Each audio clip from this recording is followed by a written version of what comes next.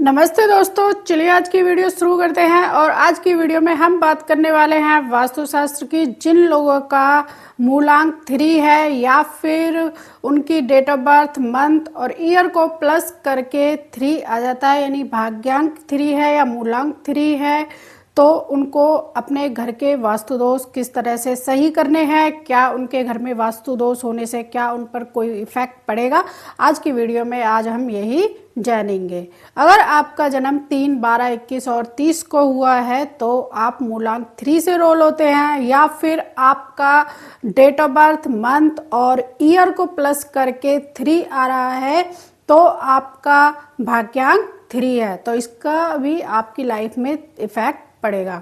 इनकी ईशान कोण फेवरेट दिशा होती है। 3 नंबर वालों की जो वास्तु के हिसाब से दिशा होती है वो होती है ईशान कोण।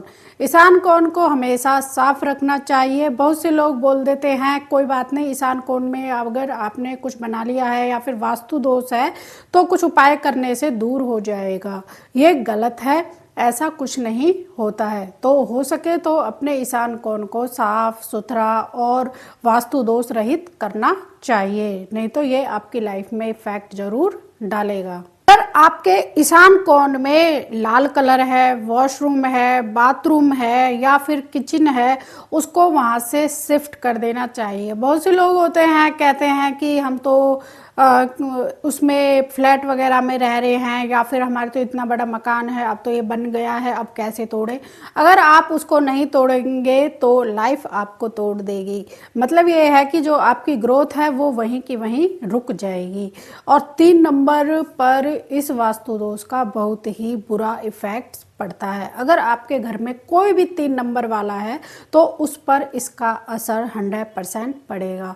तो अगर आपके उस कोने में ये सब है तो आप उनको हटा दीजिए, तोड़ दीजिए और उस चीज़ को और कहीं शिफ्ट कर लीजिए। चलिए अब बताते हैं वास्तु दोष को आप कैसे दूर कर सकते हैं और इस कोने में आप क्या कर सकते हैं। आपको इस कोने में क्या करना है, आपको इस कोने में मंदिर बनाना है। इस कोने में ओम लिख सकते हैं, इस कोने में 3 लिख सकते हैं, इस कोने में बुक लाइब्रेरी खोल सकते हैं, मतलब कि बुकों को रख सकते हैं। एक रूम बना करके उसमें बुक रख सकते हैं, उसमें पढ़ सकते हैं, स्टडी रूम की तरह यूज कर सकते हैं। ईशान कोण में, ईशान कोण में अगर बच्चे पढ़ते हैं तो उनकी बुद्धि भी बहुत तेज हो जाती है।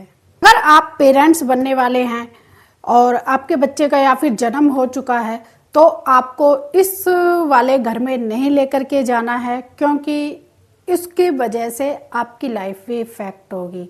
अगर ईशान कोण में उसके नॉर्थ ईस्ट मतलब कि कोने में, उस कोने में दोष है तो उसकी लाइफ पर इफेक्ट पड़ेगा और उसके इफेक्ट से आप पर भी इफेक्ट पड़ेगा। हो सकता है वो आपके लिए मतलब कि अच्छा फल ना दे या फिर भाग्यवान ना हो, तो इसलिए हो सके तो उसे इस दोष वाले घर में ना लेकर के जाएं। अगर आपका कोई बिजनेस है तो उसमें मतलब कि कोई जैसे कंपनी है जहां आपका ऑफिस है, उसका नंबर अगर 3 आ रहा है या फिर 102 है, इस तरह से अगर उस कंपनी के नंबर या प्रोडक्ट इस तरह के आ रहे हैं और या फिर इस तारीख पर आप 3 तारीख पर उसको मतलब मुहूर्त निकालते हैं तो आपके लिए बहुत ही लाभकारी होगा, क्योंकि आप 3 नंबर से रोल होते हैं तो आपका फेवरेट नंबर जो है वो 3 होगा। तो और आपका अगर 3 नंबर को मुहूर्त करते हैं 3 नंबर वाले, तो उनके बिजनेस में बहुत ही ज़्यादा ग्रोथ होने वाली है। आप देखते होंगे कि बहुत से लोग होते हैं कि वो सक्सेसफुल हो जाते हैं चाहे उनके कितने भी वास्तु दोष हो, लेकिन उनकी जो डेट ऑफ बर्थ के हिसाब से वास्तु होता है, जो दिशाएं होती हैं, डायरेक्शन होती हैं, उसमें कोई वास्तु दोष नहीं होता है।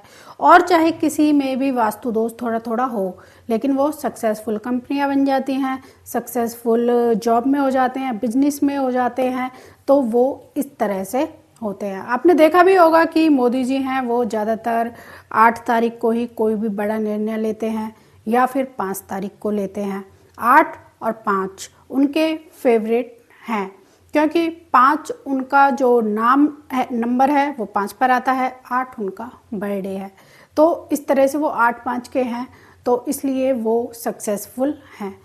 तो आप अगर अपनी डेट ऑफ बर्थ, भाग्यांक, मूलांक और ड्राइवर नंबर, कंडक्टर नंबर को अच्छे से और अपने नाम को एनालाइज करके और वास्तु दोष को देख करके आप अच्छे से अपनी लाइफ में सक्सेसफुल हो सकते हैं। आप कोई भी बिजनेस करने जा रहे हैं तो अपनी एक बार डेट ऑफ बर्थ, भाग्यांक यानी ड्राइवर नंबर, कंडक्टर नंबर, अपना नाम कितने अक्षरों पर आ रहा है और वास्तु आपका मतलब कौन सी दिशा आपके लिए बेस्ट है, अगर उस दिशा में थोड़ा सा चले और फिर उसके बाद किसी और दिशा में चले तो वो हो सकता है आपके लिए बहुत ही लाभकारी हो।